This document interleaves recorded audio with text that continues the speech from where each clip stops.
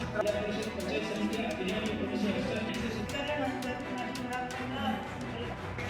घेऊन जात असतो आणि असंच एक सुंदर असं अर्थसंकल्प मॅडम, आज दुसऱ्यांदा आपण जिल्हा परिषदेचं बजेट सादर केलं. काय भावना आहेत? पहिल्यांदा काय अनुभव आहे काय भावना आहेत? ते फर्स्ट ऑफ ऑल मला खूपच आनंद वाटते, कारण बजेट आम्ही प्रत्येक वेळेला एखाद्या मिनिस्टरनी वगैरे सादर करताना पाहिलं होतं. तेव्हा आम्हाला खूप मनात प्रश्न होते की याच्यासाठी एवढं का ठेवलं, कमी का केलं नाही. पण यावेळी प्लॅनिंग करताना मलाही खूप विषयाचा अनुभव आलेला आहे आणि मागील 1 वर्षापासून मी जिल्हा परिषदमध्ये काम करत असताना ज्या ज्या ठिकाणी मला कमी वाटलं, जसं मी सांगितलं की आपला हाय रिस्क जे प्रेग्नेंट वुमेन आहेत त्यांना पैसे एनॉमली स्कॅनसाठी पैसे नसतात आणि इन्फंट मोर्टॅलिटी रेट यात नांदेडमध्ये जास्त आहे. त्याच्यामुळे कधी मला मनातून असं होतं की याच्यासाठी काहीतरी करावं. मग ह्या बजेटमध्ये ते करण्यात आलं, त्याबद्दल मला अत्यंत आनंद वाटते. असंच खूप योजना आम्ही यावेळी ऍड केलेल्या आहेत. असं म्हणजे मनातून हे सोशल सेक्टरमध्ये जे काम करण्यासाठी आम्ही येतोय IAS म्हणून, हे पूर्ण मला या बजेटमध्ये करण्याची संधी मिळाली. यंदाचं बजेट किती कोटी रुपयाचं होतं? या बजेट का 23.26 करोड एवढे आमचे जमा आहे.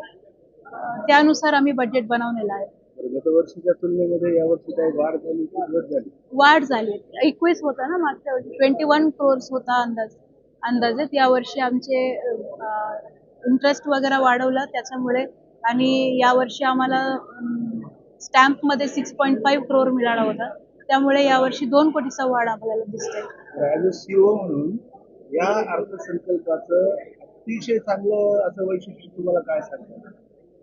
महिलांवर मला वाटते की मी एक महिला अधिकारी असून आणि आपल्या नांदेडमध्ये खूप महिला आहेत ज्यांना मदत पाहिजे, असं मला 1 वर्षामध्ये अनुभव आलेला आहे. आमचे बजेट माध्यमातून यावेळी प्रत्येक हेडमध्ये जर तुम्ही पाहिला, प्रज्ञा प्रकल्प असू द्या, प्रज्ञा प्रकल्पमध्ये आपण करिअर काउन्सिलिंग आणि 10वी-12वी मुलींसाठी आपण ट्रेनिंग देतो. त्या ठिकाणी सुद्धा 50% मुलींसाठी आपण हे केलेत बजेटमध्ये. तसेच जसं मी म्हणलं ते ANC मातासाठी आपण पैसे ठेवलेत. तसेच जे घटस्फोटित महिला आहेत, विधवा महिला आहेत, या महिलांसाठी त्यांचे जे मूळ आहेत म्हणजे सिंगल मदर्स असतात त्यांना मदत मिळूया म्हणून यावेळी आपण त्यांच्या शिक्षण आणि हॉस्पिटल बिलसाठी आपण पैसे ठेवलेले आहेत. तसेच महिलांनी जे स्वतःचा एंटरप्रेन्युअरशिप म्हणून नवीन बिझनेस उभा करायला त्यांना मदत जी आहे, असं खूप वेगवेगळ्या पद्धतीचे आपण महिलांसाठी यावर्षी सेसमधनं भारी तरतूद केलं. त्याबद्दल मला वाटते की हे बजेट जे आहे ते महिलांसाठी आपण देऊ शकतो.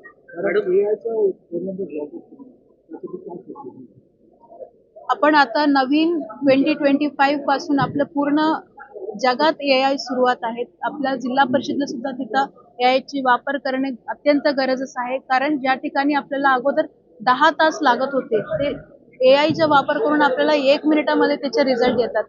पण तसं आपल्याला अगोदर आपल्या कर्मचाऱ्यांना आणि आपलं जे नांदेडकरी आहेत त्यांना ट्रेन करणे आवश्यक आहे. त्याच्यामुळे आम्ही AI चा वापरसाठी यावर्षी 10+25 असा पूर्ण 35 लाखची तरतूद ठेवलेला आहे. मॅडम, नांदेड जिल्हा भौगोलिकदृष्ट्या अतिशय मोठा जिल्हा आहे, 16 तालुके आहेत आणि जिल्हा परिषद खूप मोठी आहे. पण आपल्या जिल्हा परिषदेच्या स्वतःच्या मार्केटचं एकही पाण्याचं टँकर नाही. त्यासाठी काही तरतूद बजेटमुळे आवश्यक होती.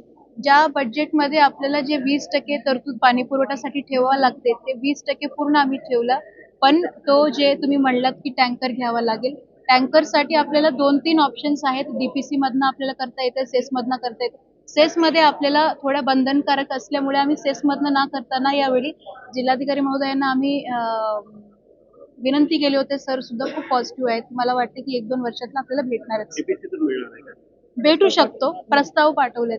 टँकर लॉबी जी आहे त्यासाठी जिल्हा परिषद सहकार्य करते असं आहे? नाही, आम्ही जिल्ह्यांमध्ये पाणी पुरवठ्यासाठी जे काही आपल्या नागरिकाला लागणार आहे त्याच्यासाठी आम्ही पाठीमागे आहेत.